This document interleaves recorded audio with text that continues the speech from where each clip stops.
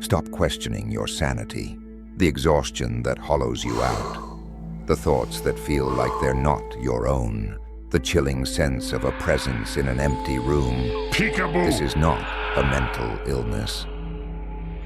This is evidence. It is the undeniable proof that you are under a sophisticated form of spiritual attack.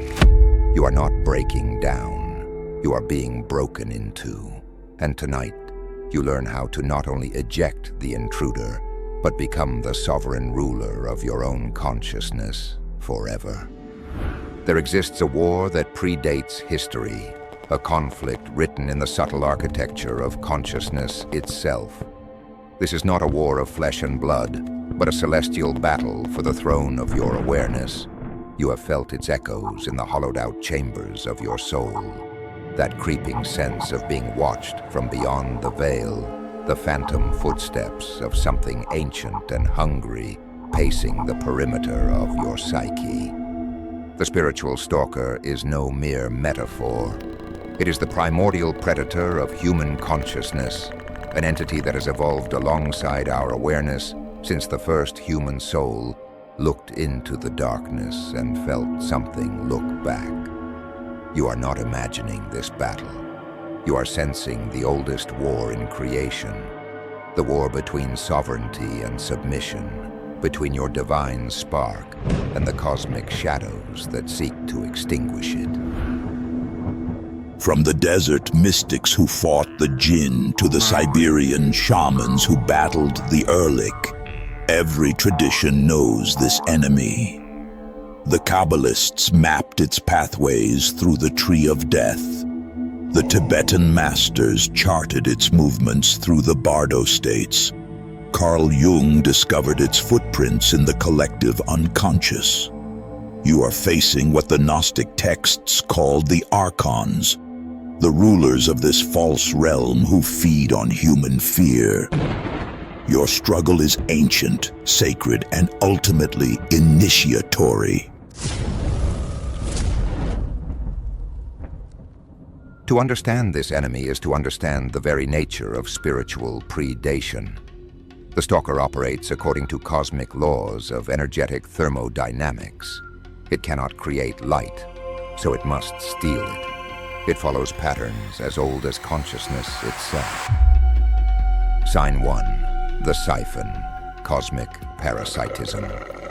This goes beyond simple energy drainage. The stalker engages in what ancient mystics called soul fragmentation, a systematic dismemberment of your spiritual body. Each moment of drained vitality represents a piece of your soul essence being harvested and absorbed into the predator's own hollow existence. Modern physics speaks of quantum entanglement. This is its dark mirror, a parasitic entanglement where your life force becomes their sustenance. You're not just tired, you're being spiritually cannibalized at a quantum level. The Egyptian Book of the Dead describes how the soul must remain intact to navigate the afterlife. The stalker seeks to prevent this wholeness. In the Tibetan tradition, they speak of the La, the vital soul force that can be stolen by dark magicians. What you experience as exhaustion is the spiritual equivalent of bleeding out in slow motion, your essence feeding something that should not exist. Sign 2, the Echo, the cognitive warfare. This represents a sophisticated form of psychic hacking. The intrusive thoughts aren't random. They're precision-guided mental weapons designed to trigger your deepest trauma responses. Neuroscience reveals that trauma creates neural pathways of hyper-arousal. The stalker uses these very pathways as entry points into your consciousness. It's like a hacker using backdoors in your operating system. The thoughts feel alien because they're being broadcast on your internal frequency, but from an external source, creating a horrific dissonance between your true self and the invaded mind. In esoteric Christianity, this is called logos warfare, the corruption of the divine word within you. The Greeks knew the power of the daemon, the guiding spirit. The stalker seeks to replace your daemon with its own twisted counterpart. You're not going mad. You're experiencing a hostile takeover of your cognitive realm, what the mystics called the mental body. Sign 3. The gaze. Dimensional intrusion. This sensation of being watched represents a breach in the very fabric of your personal reality. Quantum physics suggests consciousness creates reality. The stalker's gaze represents a competing consciousness imposing its reality onto yours. This is why you feel your environment change, because at the quantum level, it is changing. The stalker isn't just watching you. It's actively manipulating the probability waves around you, creating a localized reality distortion where its influence can grow stronger. The Hindu concept of Maya, the illusion of reality, becomes weaponized here. The stalker reinforces the illusion of separation and fear. In shamanic traditions, this is called psychic crowding, when another entity occupies your spiritual space. You're not paranoid, you're perceiving a genuine dimensional overlap, a tearing of the veil between your reality and something that should remain separate. The three-headed nature of this predator reflects the 3 levels of human existence: individual, collective, and transpersonal. Each head must be understood in its full complexity. The psychological face, the soul's civil war. Modern trauma research reveals that severe psychological wounding creates what's called structural dissociation, the splitting of the personality into parts. The stalker doesn't just exploit these splits, it actively cultivates them. It whispers to your exiled parts, amplifying their pain and convincing them that you, the core self, are the enemy. This creates what psychologists call a trauma bond with your own fragmentation. You become both prisoner and jailer in a prison you didn't build. The Gnostic myth of the fall describes how divine sparks became trapped in matter. Your trauma represents micro-versions of this fall, parts of your soul trapped in past moments. The stalker guards these prisons, convincing you the doors are locked from the outside when they've been locked from within all along. Integration is the great key that opens all cells simultaneously. The psychic face, the ecology of fear. We exist in what Rupert Sheldrake called morphic fields, realms of shared information and energy. The collective human trauma of millennia has created what we might call morphic nightmares, autonomous thought forms that roam the psychic ecosystem like spiritual predators. Your personal trauma acts as a resonance beacon for these entities. This isn't possession in the traditional sense. It's spiritual symbiosis of the darkest kind. They get a host, you get haunted. The Buddhist concept of the hungry ghost, the preta, perfectly describes these entities. They exist in a state of perpetual craving, forever seeking to fill their hollow beings. Your unresolved pain is like blood in the water to them. The ancient practice of generating bodhicitta, the mind of enlightenment, was designed specifically to transmute these energies, turning your consciousness into a purification field. The interpersonal face, the black sacrament. When the stalker manifests through an actual person, you're dealing with what traditional cultures would recognize as a witch or sorcerer. Modern psychology might diagnose narcissistic or antisocial personality disorder, but this misses the spiritual dimension. These individuals have, often through immense trauma themselves, become vessels for the stalker archetype. Their consciousness becomes a gateway for these predatory energies. The abuse isn't just psychological, it's a form of dark ritual, where your energy becomes the offering in a twisted spiritual exchange. In African traditional religions, they speak of the witch's bird, a psychic entity sent to feed on others. In European folklore, It's the familiar spirit. These are not mere superstitions, they're ancient understandings of how consciousness can be weaponized. The modern energy vampire is simply the contemporary name for this ancient phenomenon. You're not dealing with a difficult person, you're dealing with a walking portal to the predator realm. Your liberation requires understanding that you're not fighting against something, but for something. This is alchemical warfare at the soul level. Stage 1, the Crucible, the Great Unveiling. This initial stage must be comprehensive. Beyond medical tests and therapy, you need what the ancients called spiritual diagnosis.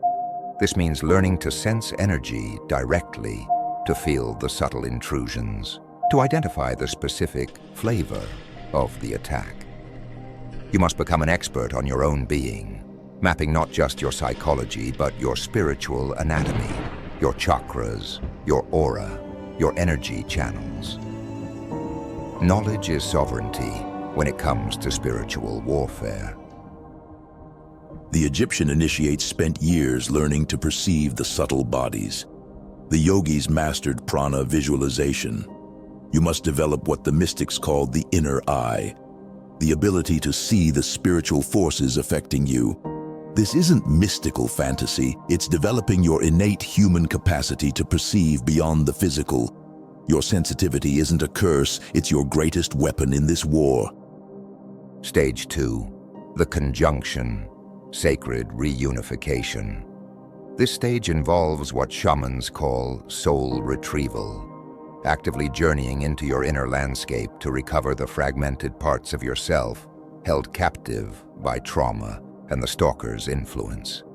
This isn't metaphorical. It's an active process of calling your spirit back from the places it fled during painful experiences. As you reclaim these parts, you starve the stalker of its sustenance. Each recovered fragment strengthens your core self while weakening the predator's hold. The Hawaiian practice of Ho'oponopono represents this perfectly, the reconciliation and forgiveness of all parts of self. The Christ consciousness that descended into hell to liberate the captives is the archetype for this work. You must become both the divine redeemer and the redeemed, the seeker and the sought, the warrior and the kingdom worth defending. Stage 3, the Multiplication, becoming unassailable. The final stage transforms you from defender to sovereign. This is where you stop repelling darkness and start emanating such light that darkness cannot exist near you. Your very presence becomes a spiritual no-fly zone for predatory energies. This involves mastering advanced energetic practices like creating merkabas of light around your being, programming your consciousness to automatically transmute negative energy, and becoming so rooted in your essential nature that no external influence can shake you.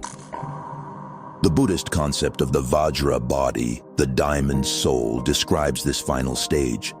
You become like diamond, clear, luminous, and virtually indestructible. In this state, you don't need to fight the stalker any more than the sun needs to fight the darkness. Your mere existence as your authentic self becomes the exorcism of all that is not love, not light, not truth. The journey to sovereignty is eternal, for the battle for consciousness never truly ends. It only evolves. Once you have reclaimed your throne, you must learn the arts of eternal vigilance. This is not about living in fear, but about maintaining the radiant awareness that becomes your permanent protection. The advanced practices of sovereignty involve what the ancient mystery schools called the perpetual inner sun. This is the ability to maintain a state of conscious connection to source energy, regardless of external circumstances. It's the difference between building a wall around your kingdom and becoming a sun that illuminates your entire reality. When you achieve this state, the very concept of a stalker becomes irrelevant, for nothing can approach the intensity of your own divine light without being transformed by it. The Tao Te Ching speaks of the sage who cannot be harmed because they have become one with the Tao itself. In the Bhagavad Gita, Krishna reveals his cosmic form to Arjuna. This is the ultimate revelation of sovereign consciousness. You are not a small self defending against attacks. You are the cosmic reality in which all phenomena arise and dissolve. When you know this in your bones, the stalker becomes a mere character in the divine play of your own awakening. The final mastery comes when you can thank your stalker for the initiation. This is the ultimate alchemy, transforming the poison of persecution into the nectar of enlightenment. Your stalker, in their terrible way, has been your most brutal and effective spiritual teacher. They have forced you to develop powers of perception, resilience, and self-knowledge you would never have cultivated in comfort. They have driven you to discover realms of strength and sovereignty that existed only as potentials before their assault began. The great alchemist Paracelsus said, "The dose makes the poison." Your stalker has administered a massive dose of shadow that, through your courageous work of transmutation, has become the very medicine of your awakening. In the Tibetan tradition, they would say your stalker has been a wrathful guru, appearing as an enemy while secretly functioning as a Buddha leading you to liberation. When you can bow to this difficult truth, your transformation is complete. The path from prey to sovereign begins with a single declaration. If you are ready to end this war for your mind, type these words into the comments right now. The throne is mine. Let this be your first act of reclaiming your territory. You stand at the culmination of humanity's oldest war, not as a victim, but as the destined victor.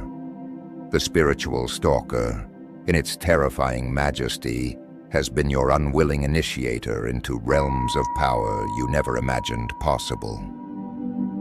Every moment of terror was tuition paid toward your spiritual PhD in sovereignty. You now understand that this battle spans dimensions, from the quantum fields of modern physics to the mythic realms of ancient tradition.